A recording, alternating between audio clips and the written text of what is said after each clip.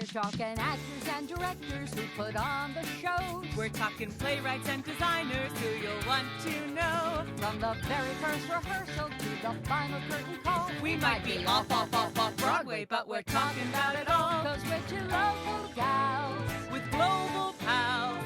It's everything, everything, everything theater. with Benita And Ellen.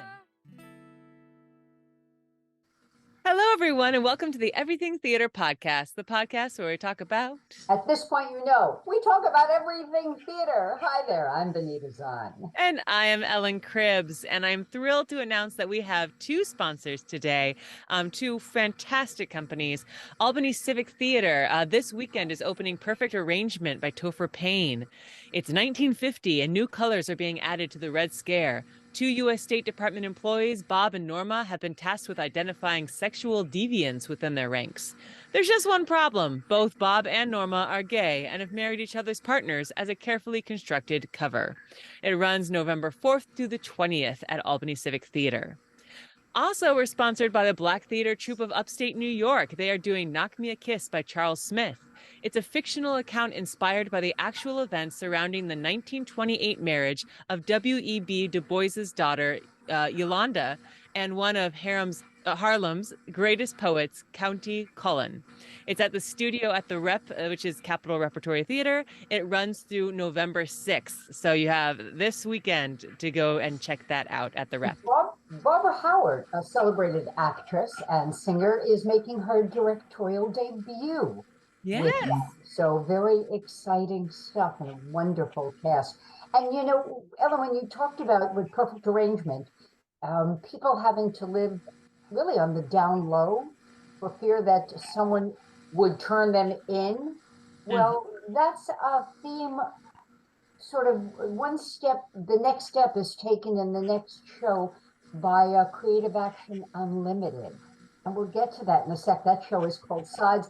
And Michael Kennedy, the founder and artistic director of Creative Action Unlimited, is our guest tonight. Michael, it's great to have you with us. Thanks so much for having me here. You know, it's not just theater. It's that you do it. And let's face it, theater should make us think and should make us expand how we see the world. You know, yes, sometimes, you know, you go in this frippery, and that's great too, because we need that.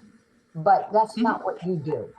And you tie into your background doing counseling and community action, intuitive group facilitator. You know, you are the hyphenate extraordinaire to create theater that makes us think, that deals with current day problems. Back in the summer, I had the good fortune to MC an event with Nopiates, a grassroots group that is trying to help those, you know, to beat addiction. It's a couple that lost a child, and you folks had a very powerful show dealing with that. So great build up and all. Michael, how do you get from being, you know, grassroots, I'll call you rabble-rousing counselor, you know, to playwright and director?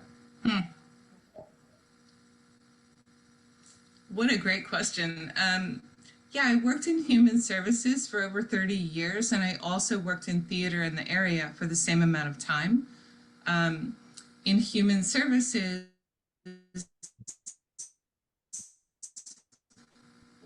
whatever my role was, whether it was counseling or whether it was meeting or designing and developing programs, marginalized populations, and so I had decades of experience seeing the kinds of systemic issues that that people who are in that situation face, and I wanted to start to create theater that spoke to those issues specifically.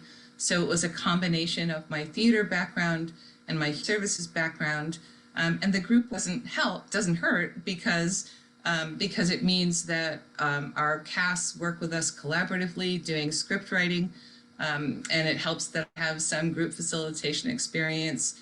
So So I think I've always been a playwright. I used to teach at New York State Theater Institute for 6 years, and we developed original shows every year.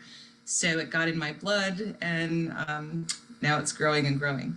So When you write as a group, someone, and you are clearly a talented facilitator, someone has to drive the thank bus. you. So, how do you do that? Give us a sense, take us in the room where it happens.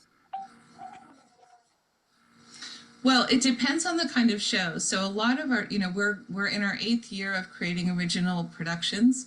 And some of our early shows were created through documentary theater practices where we interviewed people who had personal experience with the topic.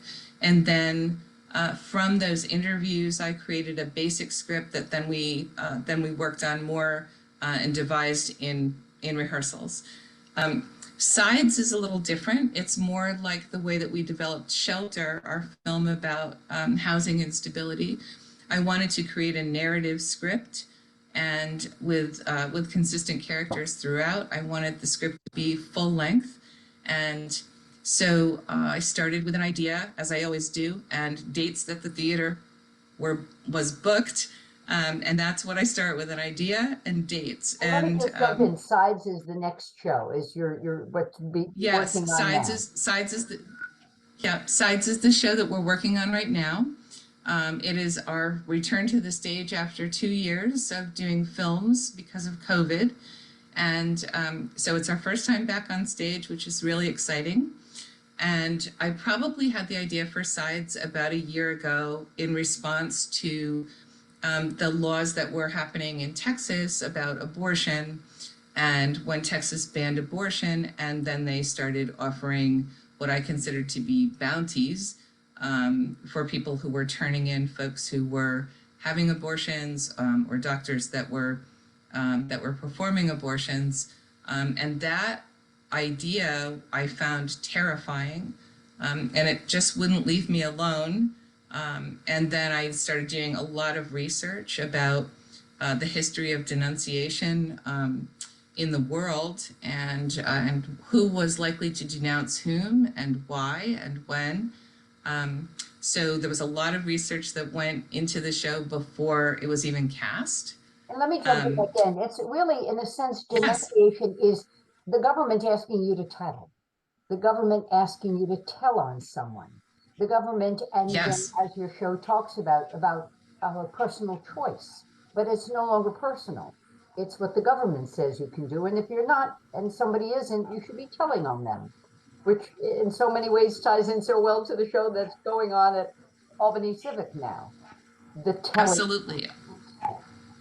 Yes, I actually think that there are a number of shows, as I'm looking at what other theater companies in the area are doing, a lot of theater companies are doing shows around these kinds of themes, which is great, because I think anything that we can do to help raise awareness about what's happening right now in this country is vital. And vote, please vote, everyone.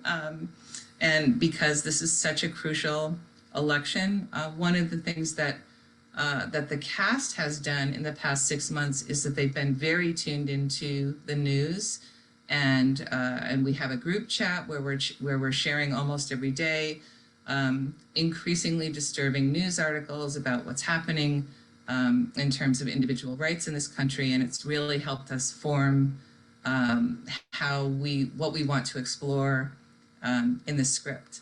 So. And you open on the 18th, and you're at Troy at the Little Theater at Russell Sage campus.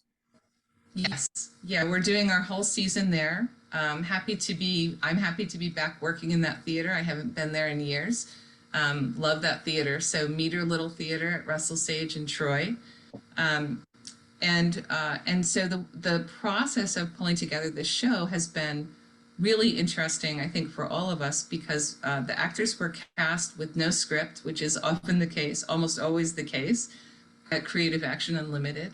And then I developed the dramatic arc, the arc of the narrative of the play, what the scenes would be, who the characters would be, and what their relationships are.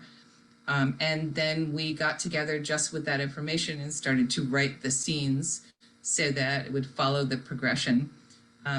And some surprising things come out in the rehearsal process when you're working that way. Relationship depths of relationships and mixed motivations that I may not have imagined when I was initially putting together the arc of the narrative come out as people are starting to work on scenes. So we are ready. We are ready to perform. We've been working on this for about 6 months. And Tech Week is, a week and a half away, and we're ready to show you what we've got. Is it ever done, your work? Do you get to the point and, you're going to put on a production where you say, we're done, this is it, we're not changing the language anymore. Your interpretation may change as you go. And even as an actor, Ellen, we all three of us perform. You really want to set your performance so that you don't disrupt, you don't throw your fellow actor because they're anticipating. Right. We learn, I think a lot of people, they always say, so how do you learn those lines? Well, you learn the rhythm. Mm-hmm. Right? So. Yes. Sorry, I didn't mean to interrupt. No. Is it ever done? Do you eventually make the book? Yes. And then if somebody else wants to do it, Michael, they can. Yes, absolutely. In fact, it usually happens a few weeks before we perform that I say, which I did last week, say to the cast, we've collaborated so hard and so well, and now we need to stop collaborating so hard, and we need to sort of shift gears and let me make some directing decisions so that we can pull together the finished product. And it's always the hardest part of the rehearsal process because people are so involved in the collaboration that it's like a moving train, right? So I'm still getting messages from actors like, but what about this one thing? Like, can I just give you some feedback? And it's like, yes, for another day, but then we need to stop so that I can, really pull it together, under the umbrella of the vision that I had for it. So the script is done, it's been done, but the collaboration, the deep collaboration that we do is now also done. And we spend the next couple of weeks just polishing and moving into the theater and adding the tech, and we are, and then we're set. So once this play goes up, Michael, these topics are so important, touching on homelessness, racism, depression, all sorts of social issues that is important to discuss as a community. Is there kind of a follow-up step after the show goes on? Are there talkbacks? Are there discussions with audiences? How do you leave an audience after the show? Yeah, thanks so much for asking that. We often do talkbacks with the actors because by the time that they perform, they're ready to talk about this in depth. And we also often ask audience members to take a specific action about the issue. And I learned over the years that it's helpful if I propose sort of 3 levels of actions. So something small, here's something small you could do in the upcoming week.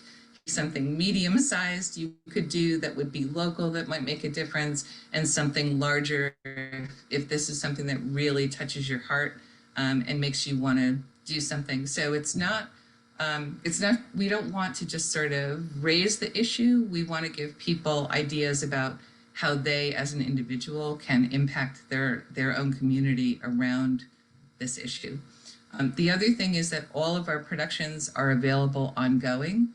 So we do perform them publicly, but then they remain available for community organizations to license.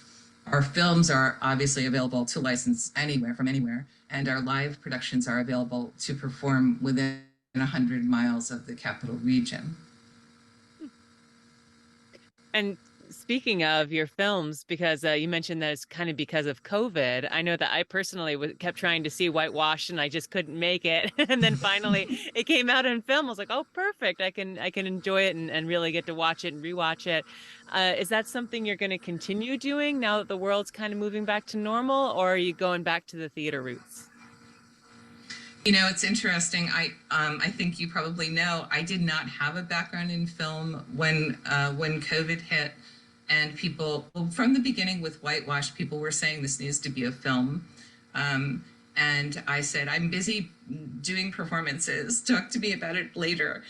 And then, of course, COVID hit, and we did get the funding to turn it into a film. And I'm just so grateful that I'm surrounded by people who have those talents and collaborated with me and taught me about film.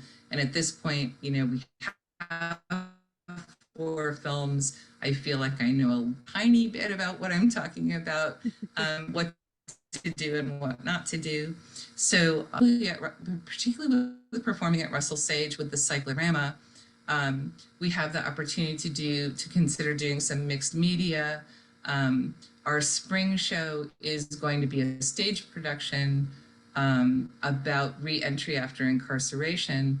But the person who suggested to me that we focus on this topic is someone who works in that field and who goes to conferences around the country, and was really hoping for a short film that she could use to generate discussion, not only with folks who work in the field as well, but with people who are experiencing re-entry issues right now in their families. And so we'll be filming some of the scenes of the stage production and creating a short film for her to use for that purpose as well. So that's a new thing that we're doing, and it will give us a wider reach. So that's really exciting. It really ties into your background in human services, doesn't it? Yeah, it all does. You know, you're available not just to show up on the 11th and the 9th through the 19th and, you know, dates like that, but you're available for an organization that's looking to have this discussion, and you Yes. come with your show and your troupe to facilitate, to be the kicks, the fire starter, you know, in any way. Yeah, I do think of our work that way, and we have multiple ways that we can engage communities after a production. So, of course, a lot of our productions are difficult to experience. They can be they can raise a lot of feelings and memories for folks. You know, addiction performances, for we have a production about suicide, so we're very careful about how we present these, and we offer a number of different ways for audiences to process. So it's not just come see the show and then go to your car and go out to dinner. It's not that kind of theater. So we can do a talk back with the actors. I can facilitate a group discussion about people's experience. We can do an abbreviated playback theater performance after one of our regular performances. So playback theater, if you're not familiar with it, is a form of improvisational theater where people in the audience tell stories from their own lives that are played back as theater on the spot. So if people have been particularly affected by the topic that the production is about, they have the opportunity to say, yes, this happened to me, and these were my feelings about it, and to see who else in the audience, and there are always others in the audience, who share those feelings and those experiences as well. So it's a community building, empathy building opportunity, and we take advantage of that. We think that's crucial in creating community change. So it really sounds like a form of drama therapy in a way. Well, yes. I mean, so I have a background in psychodrama, which is a clinical way of using theater to work with individuals and groups. I don't do any psychodrama with audiences because that's a clinical approach. But there are elements of psychodrama that are really effective with groups. So we can use those small methods that are part of a larger clinical method just to give people a safe way to talk to each other about how they're feeling and what they're going through, and also to offer each other support. All of my work in rehearsals and in performances is very, very focused on emotional safety. Mm-hmm. You tend to work with, in essence, you have a troupe. We have a larger and larger, an ever-growing group of amazing actors. We do. How do they find you? You know, in the sense that this is not an environment that all performers are comfortable in. Hmm. So what do they have to ask themselves before they respond to a casting notice? Oh, what a great question that is. Well, I think someone needs to ask themselves whether they're willing to take a risk to bring themselves to the rehearsal process, not just their not just their emotional selves, but all of their talent and all of their skills. So we work with lots of people who, when they started working with us, probably only considered themselves to be actors or actors and directors, but didn't consider themselves to be writers. And a lot of them have turned out to be phenomenal writers. So I think people hear about our work and what it's like to work with me by word of mouth, because asking actors to do this kind of work, as opposed to being handed a script and working in a way that's familiar, we know that that's risky and we know that that's scary. And so it has to be a safe environment. We ask people who are cast to fill out a boundary worksheet so that we know in advance going into rehearsals, and so that actors have considered what their boundaries are in many different ways, and we review those and we work from those in making decisions about what we're asking people to do in the rehearsal room and on stage. And those things include any kind of physical violence on stage, or physical intimacy, or anything else like that. So I hope that other theater companies are doing that. That's something that we instituted a couple of years ago, and has been really helpful. I don't know if I'm answering your question. I think that one of the things that actors would need to ask themselves is, am I satisfied doing traditional theater where I know the role in advance, I get handed a script, I learn the lines, I go through the rehearsal process, and I perform it? Does that fulfill me? Is that what I want to do? And is that all I want to do? If it's all someone wants to do, we're probably not the right theater company, because we don't work that way. Although I'm glad that there are folks like that, and I was someone like that when I was acting. But if there are actors out there who are saying, want to work with a company that's committed to diversity and safety and exploration of difficult issues, and I want to see whether I can write, and whether I can write collaboratively. I want to see what happens when I'm working with a director, devising a scene and coming up with moments that then will wind up in the script. Then we're the place. Come and audition for us. We should probably take a moment to pause here and just remind our listeners that we're being sponsored. Our green room is sponsored by two local productions right now, and the Black Theater Troupe of Upstate New York. They're doing Knock Me a Kiss. This is the weekend. It's now or never to get to see it. And Ellen, Albany Civic has a show coming up also. Perfect Arrangement, directed by John Quinnen. Yeah. It's a great little show. more time for that. Well, actually, it opens this weekend and then runs for 2 more weekends. So you really got to make some plans. And then in the midst of all this, Michael Kennedy's company opens, and I should point out, Creative Action Unlimited opens Sides, a very timely show. Who gets to own their life is kind of the subtext to Sides. I'm sorry, ask me again. Oh, I said the subtext to Sides seems to me is who gets the right to own their life? Is it us or the government? And let's face it, I'm going to be a little political here, but you got to think about that as you go to the voting booth, too. Hmm. So your show is very timely. You've also done a show on child sex trafficking. What is that Yes. one out of, Michael? That show is called Taken In, and it actually focused on child sex trafficking in Rensselaer County. All the people that we talked to were from the capital region, and there is we wanted to really raise awareness about how common this is. That it's not something that only happens in large cities, and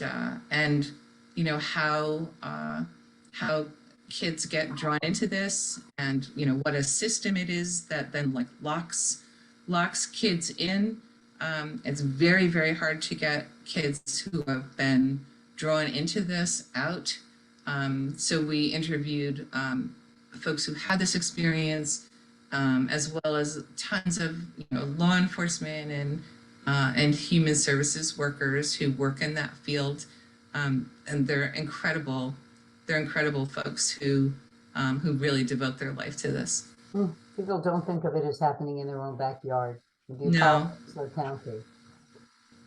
One of my roles here in Michael is keeping an eye on the time. And Yeah. Ellen, Yeah, so we like to end our episodes with what we call the spotlight, or the close up. What am I saying? The spotlight, close up. The close up segment, which is very fitting for your films. So Michael, these are just some rapid fire questions all about you. So Michael, are you ready for your close up? Oh, I guess so. I didn't know this was happening, but yes. It's very easy. What was the moment in your life when you just knew I have to do theater? I was 15 years old, and which was many years ago, and I auditioned at a small theater company in the middle of nowhere called Slingerland's Players, which had some of the most phenomenal people in the area working there, and I had no idea. I wouldn't know one theater company from another at age 15, and I walked in and I completely felt like this is it. This is what I want to do. Is there a certain play out there that has had a profound effect on you?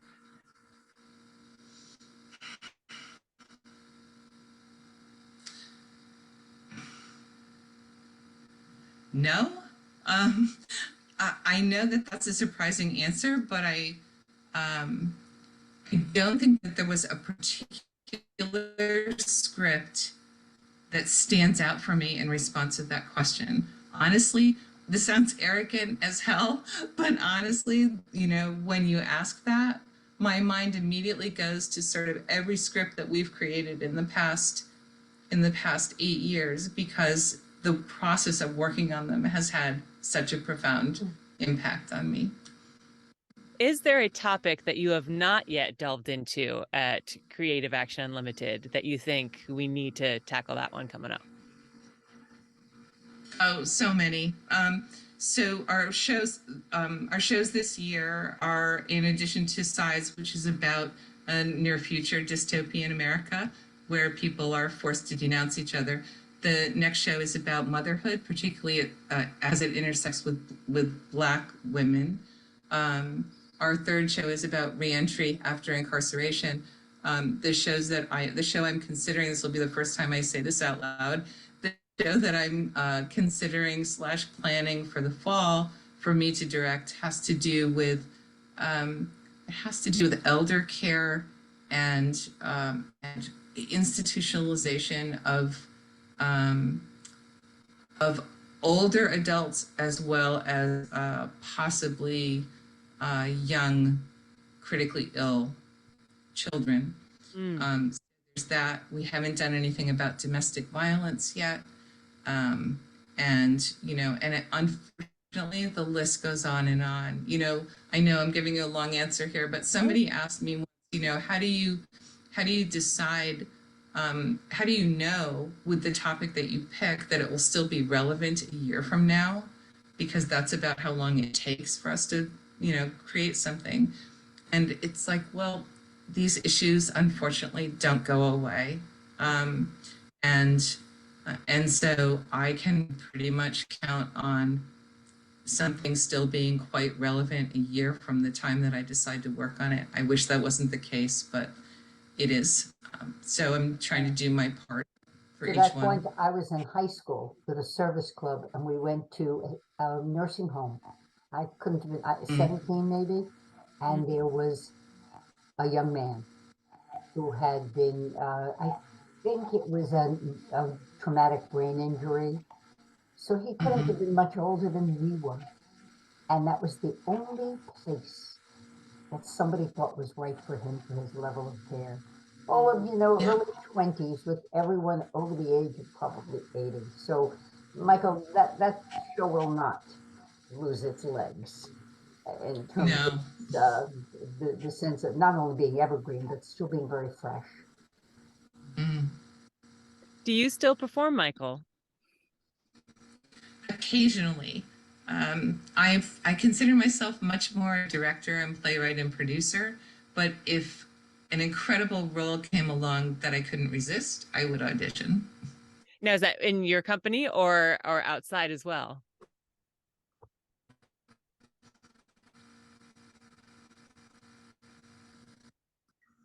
Oh, sorry. I think we froze there for a second. Would you perform Yes. just Sorry. with Creative Action Unlimited, or would you perform outside of that at this point in your life? Oh, I've only performed with Creative Action Unlimited once, and I probably would not perform with Creative Action Unlimited again. I would perform somewhere else. Great. Is there a role out there that is appealing to you? No, not that I can think of, but I do look at the at the audition listings, and I consider whether this is something that I might want to do. I would say that in the last 5 years, I've probably seen 2 descriptions of maybe 2 plays that I reached out to the director to get more information about. I'm also getting older, so I have to say that learning lines the idea of learning lines is really daunting. And I was in a show a number of years ago called Duet for One, where I had almost every line in an hour and a half. And I think that sort of did me in for acting, at least for a while. Well, I see the clock is ticking down on us. We want one more opportunity to talk about our Green Room sponsors. Ellen? Yeah, so check out Albany Civic Theater, November 4th through the 20th, Perfect Arrangement. And Black Theater Troupe of Upstate New York last weekend for Knock Me a Kiss by Charles Smith, with the directorial debut of Barbara Howard, which is very exciting. And I want to throw out there too, if anyone's listening and you're like, I like the sound of, this kind of social work, I am actually auditioning or holding auditions at Albany Civic this coming weekend for a show called Jump. It is all about the grieving process and getting over that and dealing with depression and suicide. It's heavy hitter. And Michael, you've given me a lot of great ideas of how to work with my actors on setting boundaries and making sure they have self-care. So thank you for that. But if anyone's interested, it's a very powerful piece.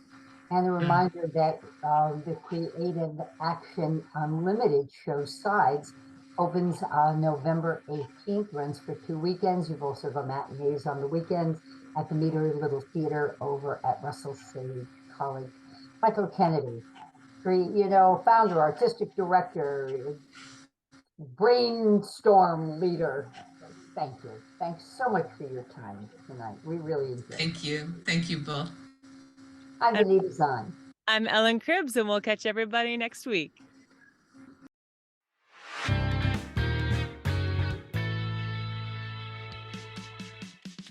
Thank you so much for listening to the Everything Theater podcast. Special thanks goes out to Alice Grinling for our photography and Justin Friello for composing our amazing theme song. Please remember to subscribe to our podcast and follow us on Facebook, Twitter, and Instagram. If you want to share your thoughts or what's going on in your theater community, you can reach out to us on social media or through our email at everythingtheaterpodcast@gmail.com. Till next time, it's everything, everything, everything.